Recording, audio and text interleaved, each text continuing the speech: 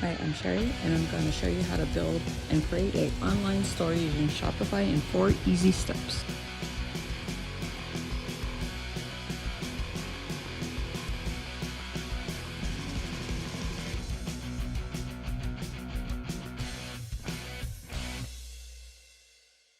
Going to cover 4 easy steps of creating an online store using Shopify.